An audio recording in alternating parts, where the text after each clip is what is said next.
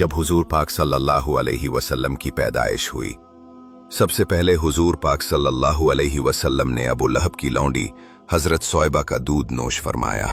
फिर हलीमा रदियल्लाहु ताला अन्हा आपको अपने साथ ले गई और अपने कबीले में रखकर आपको दूध पिलाती रहीं, और उन्हीं के पास आपके दूध पीने का जमाना गुजरा। शुरफाए अरब की आदत थी कि वो अपने बच्चों को दूध पिलाने के लिए देहातों में भेज देते थे।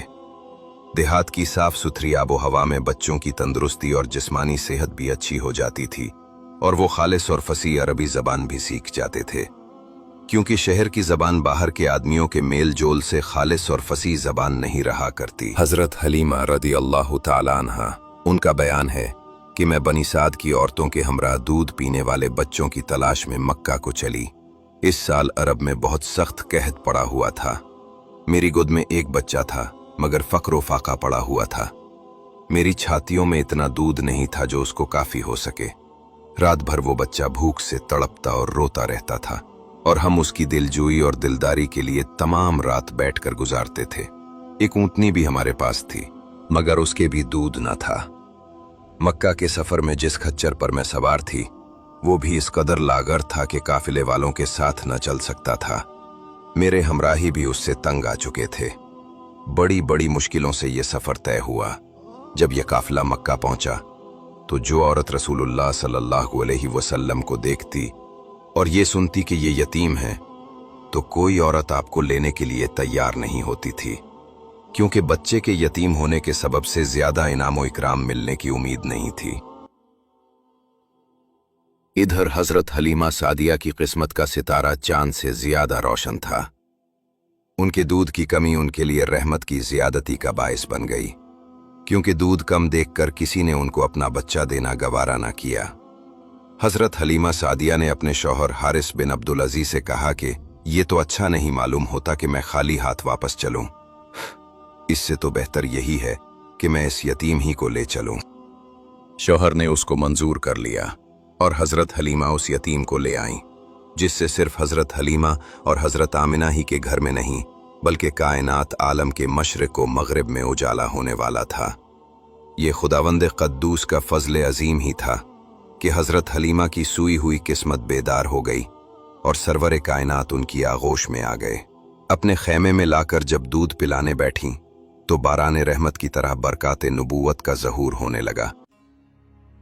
खुदा की शान देखिए कि हजरत हलीमा के मुबारक पिस्तान में इस कदर दूध उतरा कि रहमत आलम सल्लल्लाहु अलैहि वसल्लम ने भी और उनके रज़ाई भाई ने भी खूब शिकम सैर होकर दूध पिया, और दोनों आराम से सो गए। उधर ऊंटनी को देखा तो उसके थिन दूध से भर गए थे। हजरत हलीमा के शौहर ने उसका दूध दोहा, और मियाँ बीवी दोनों ने खूब सैर होकर दूध पिया। हजरत हलीमा का शौहर हुजूर रहमत आलम सल्लल्लाहु अलैहि वसल्लम की ये बरकतें देखकर हैरान रह गया और कहने लगा कि हलीमा, तुम बड़ा ही मुबारक बच्चा लाई हो।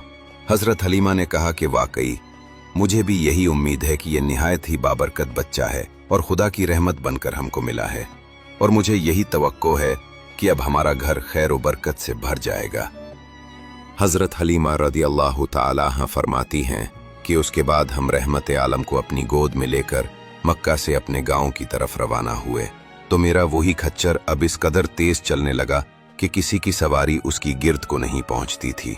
काफिले की औरतें हैरान होकर मुझसे कहने लगीं कि ए हलीमा, क्या ये वही खच्चर है जिस पर तुम सवार होकर आई थी, या कोई दूसरा तेज रफ्तार खच्चर तुमने खरीद लिया है?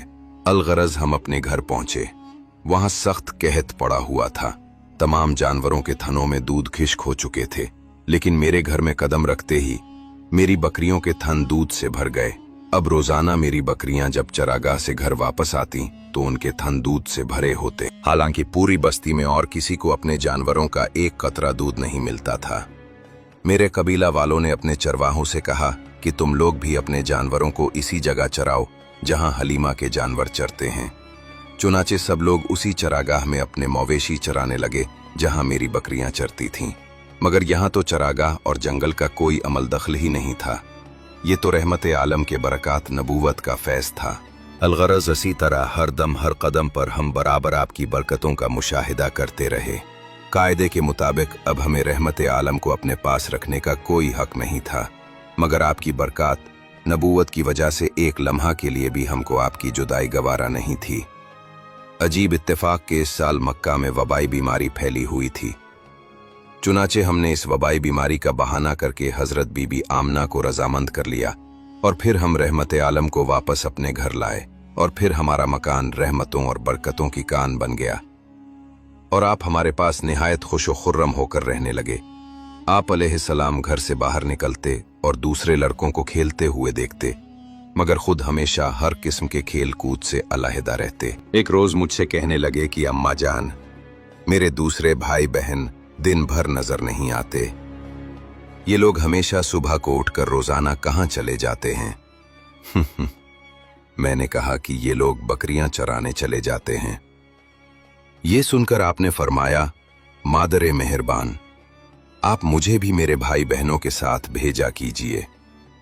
चुनाचे आपके इसरार से मजबूर होकर आपको हजरत हलीमा ने अपने बच्चों के साथ चरागाह जाने की इजाजत दे दी और आप रोजाना जहां हजरत हलीमा की बकरियां चरती थीं तशरीफ ले जाते रहे और बकरियां चिरागाहों में ले जाकर उनकी देखभाल करना, जो तमाम अंबिया और रसूलों की सुन्नत है, आपने अपने अमल से बचपन ही में अपनी एक खिसलत नबूवत का इजहार फरमा दिया। दोस्तों, इससे आगे हम आपको नेक्स्ट एपिसोड में बताएंगे।